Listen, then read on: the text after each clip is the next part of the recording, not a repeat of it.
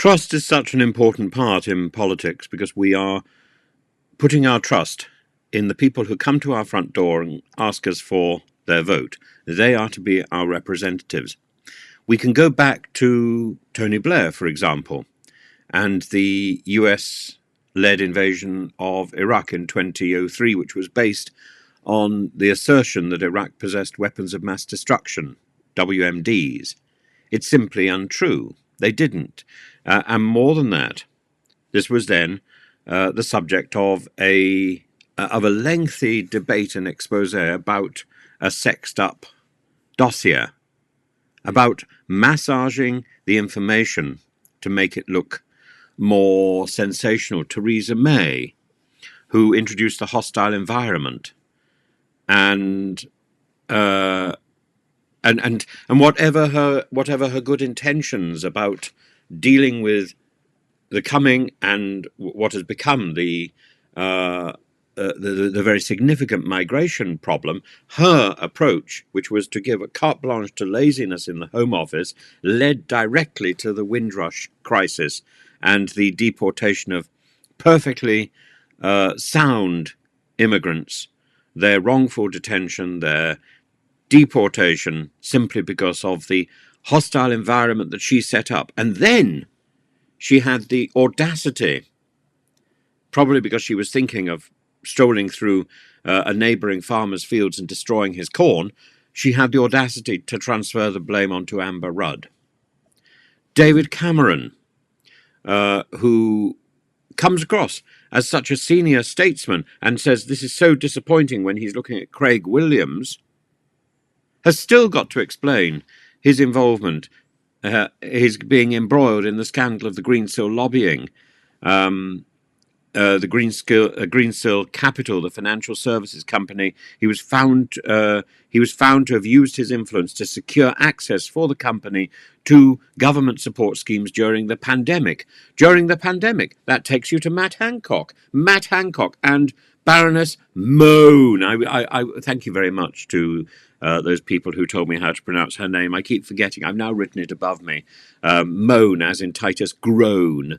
At least when I think of Baroness Moan, I can now think of a decent book by Mervyn Peake. Matt Hancock, contracts and cronyism. No, cronyism. No, let me adjust my trousers. Get back into the stationery cupboard. Let's make it move.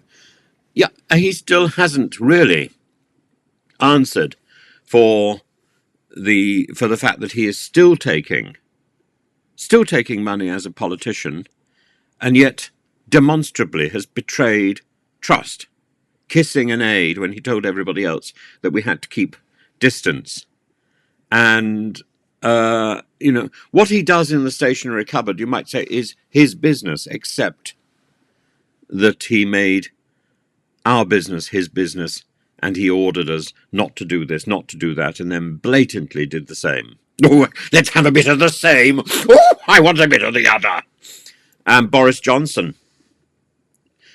Everything seems to sort of snowball in the same direction. Boris Johnson, the significant backlash over Partygate and the Downing Street COVID lockdowns, the gatherings that violated the government's own lockdown rules and the public outrage that it sparked, as well as the funding, the cheapness of Boris, the cheapness and the financial impropriety, the lying, and the inability to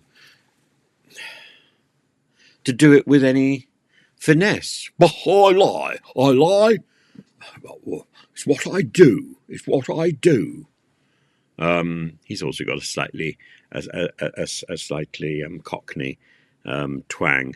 But and then we've got the Craig Williams story at the moment about, again, it cheap. Let's make a little buck on the side. Let's have a flutter.